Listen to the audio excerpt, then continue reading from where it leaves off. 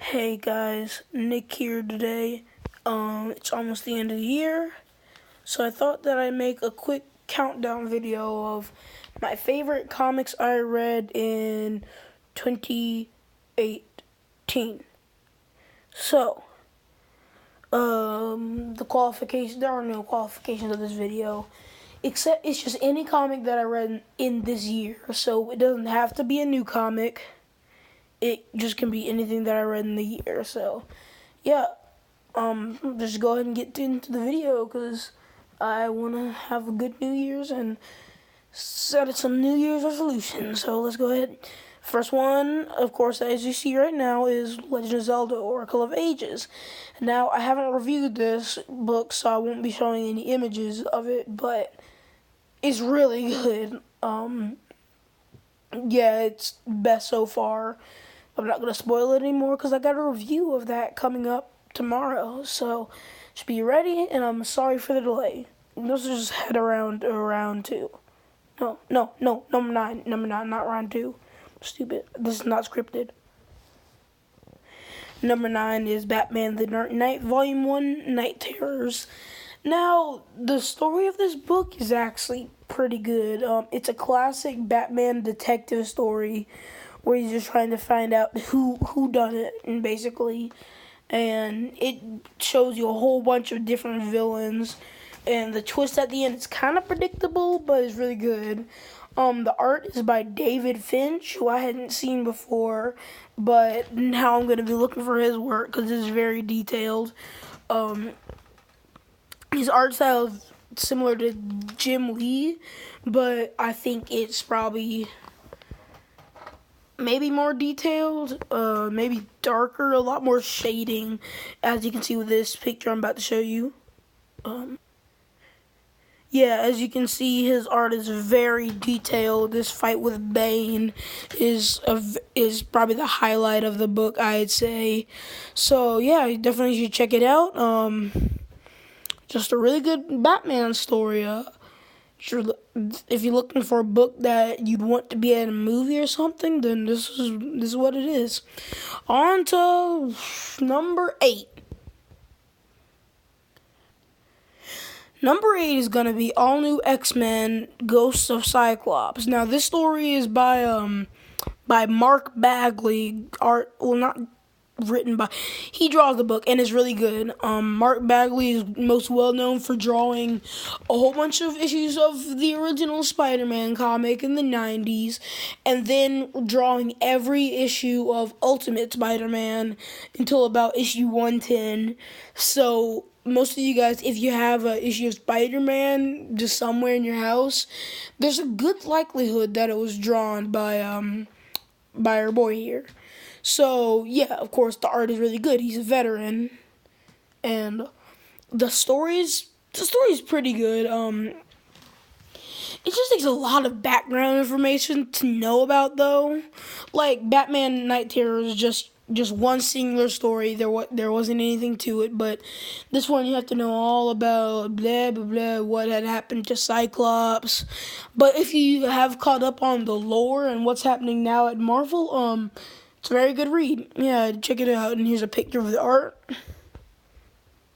It's a good old face-off drawn by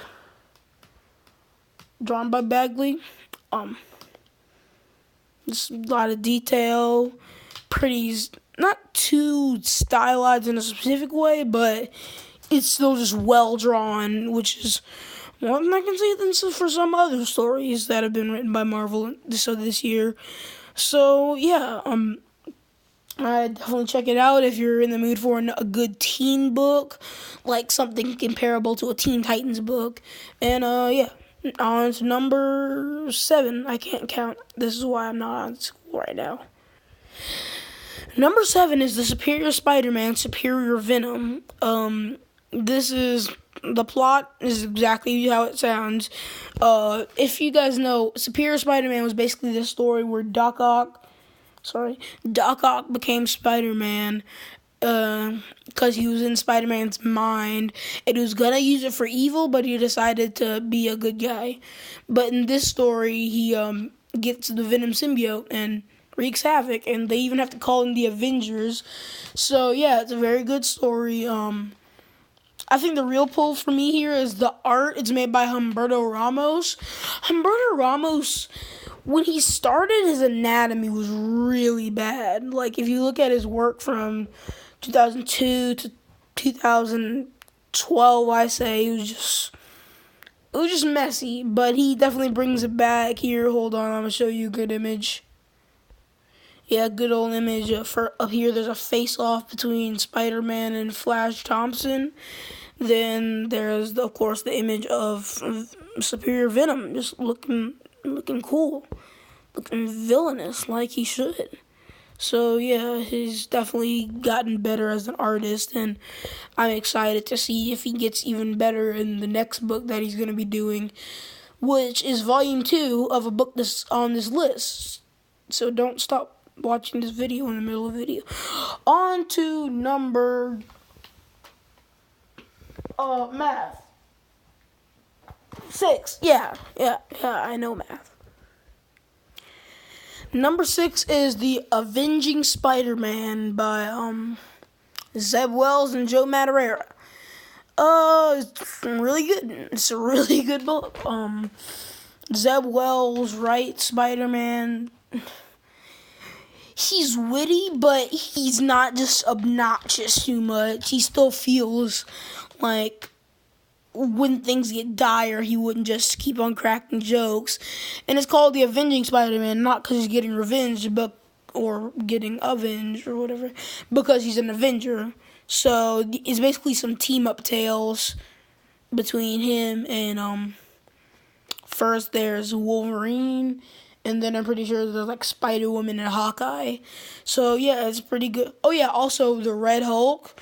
That's probably my favorite one, when he teams up with the Red Hulk and does their clash of personalities. I thought that was pretty fun. So yeah, it's a great read. But again, the main pull here is Joe Madureira's art. Joe Madureira used to be a Marvel worker. He worked on the original, I think it was, what's his name, Apocalypse storyline, Age of Apocalypse, the one that was kind of adapted into the movie So-and-So. And then he started working on video games and stuff. The video game Darksiders and Battle Chasers were all made by Joe. So, but he decided to come back to Marvel for a little while and made this gem. I'm gonna show you another piece of artwork. Yeah, just look at that. He knows how to frame a fight scene. It's just really good stuff. I want more Joe Madureira artwork.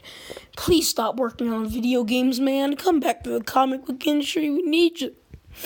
We need your artwork. It's like crack. I mean, we need it because we like good art, but it's not an addiction. Yeah. On number 5. Alright, number 5 is Venomverse. I already reviewed Venomverse. Not much to say. Good artwork by Iban Coelho. Good little fanfic, whatever story. Enjoyable. Definitely a good read if you just want to have some fun reading comic books. Word Stan Lee, enough said. Let's move on to the next one. Number 4. Things be fast. Number 4 is Dragon Ball Z by Akira Toriyama. I know it's technically a manga, but so is Zelda, so you just listen here. This book's really good. It's called the greatest fighting manga ever, and they're not wrong. Akira Toriyama's fight scenes are just fantastic. He can draw some pretty intense action, man. And yeah, just like how everything he does is inked. Like, unlike some other people, Akira Himakawa, he doesn't use those screen layers things. So everything he does is just by his own hand. No, nothing like, yeah. So, really appreciate that. I wish everybody did that sometime. I don't have a good image because I couldn't find one on the net. So, yeah, let's just move on to number 3. Number 3 is Battle Chasers. Battle Chasers is great. Battle Chasers is fantastic. Battle Chasers is by Joe Madureira. So, after Joe Madureira left Marvel, but before he became a game dev, he did work at Image Comics for a little while and gave us this little gem of a comic, and it's great. It's high fantasy. Like, the story is something you'd make in a Dungeons and Dragons game, and yeah, it's just really fun. I wish that it didn't get canceled after 9 issues, because I feel like they could have done a lot more with this story. But yeah, the main character, Gully, is actually a pretty interesting person. She reminds me a lot of Peter Parker, just how she's the everyman of the situation, kind of forced into action, but she still takes responsibility for it. There's also this robot named Calibretto whose arms turn into guns, so that's always a plus. And yeah, this is a really good story with some really good action and art by Joe Madureira, because Joe Madureira is the king of comic book art. I'm going to show you a picture. And the picture is shown. This is a fight between the robot with guns, Calibretto, and this demon, this red demon thing. So yeah, it's a pretty good fight scene, and it's also kind of sad because something happens. But if you want to know what happens, then just read it. It's on Kindle. Well, you can buy it in print if you want to lose $100, but you can buy it on Amazon Kindle or something for about $4 while it's available for that. So go ahead and take your chances. It's the full collection, all 9 issues, so 200 pages. And yeah, it's totally worth it. Totally worth it. Good bang for your buck. All right, next one. What's the next one? Oh yeah, we're going to number 1. Let's go to number 1. You guys excited? I'm excited.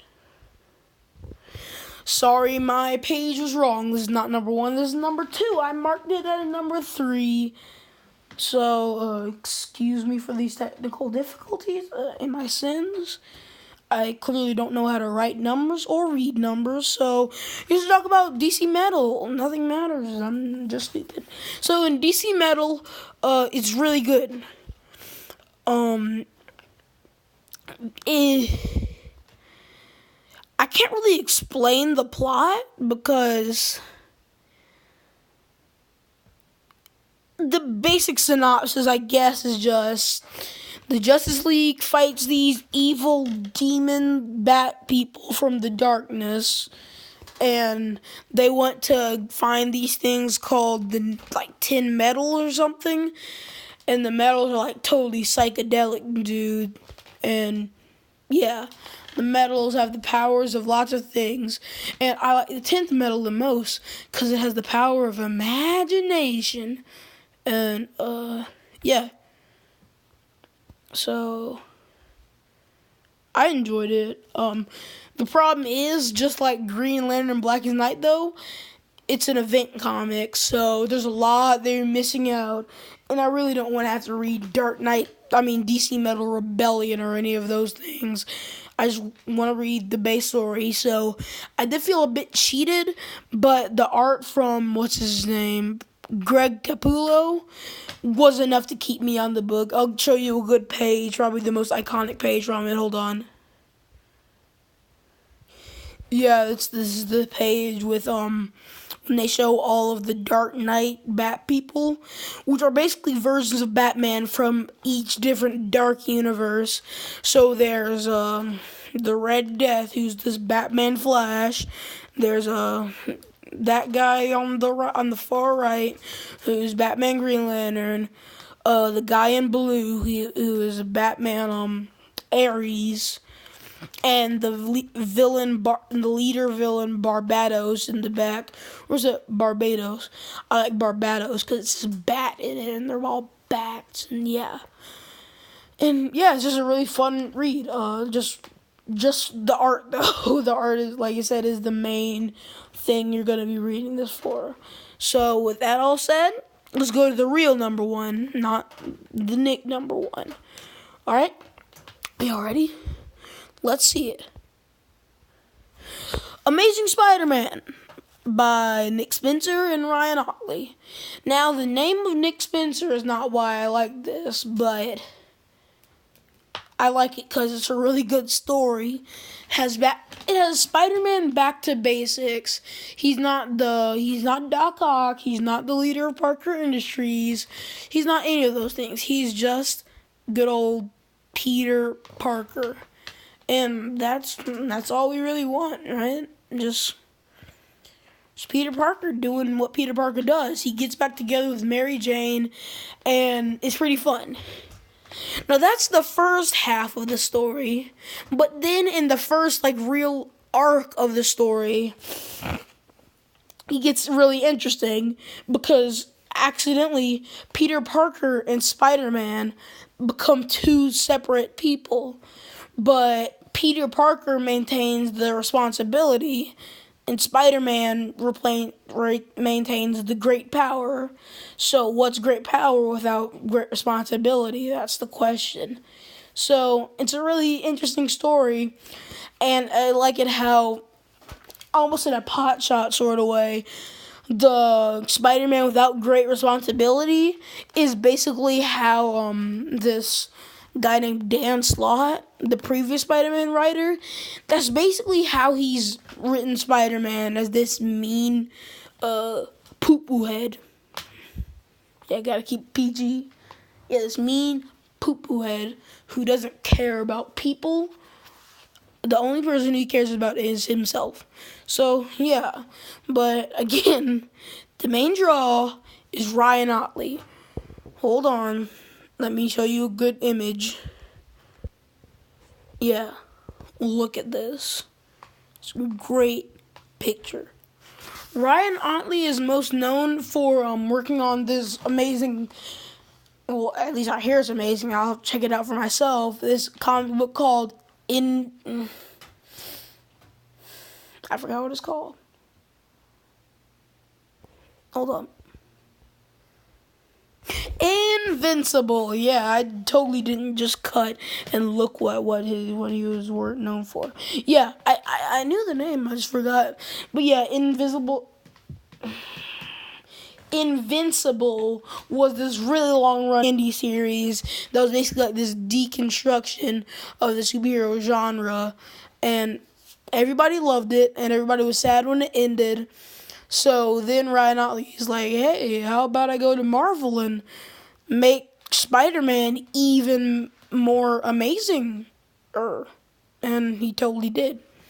It's a great book.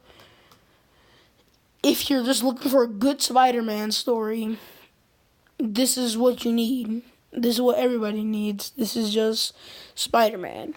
Back to basics. Oh yeah, also that's literally the name of the story, Back to Basics. So yeah, that's it for this video. Happy New Year's. I'll probably be releasing all the other Zelda videos next year. I'm sorry I couldn't meet my deadline.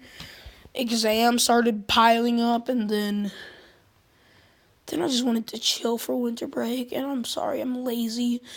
And also a whole bunch of other amazing Spider-Man comics started coming up, and it's like, yeah, I want to read those. I don't want to read about how Akira Himikawa slowly became what she becomes in the later mangas. So yeah, but I guess you guys will find out about those later on. So see you in the next video, and bye-bye. Peace. Peace is life.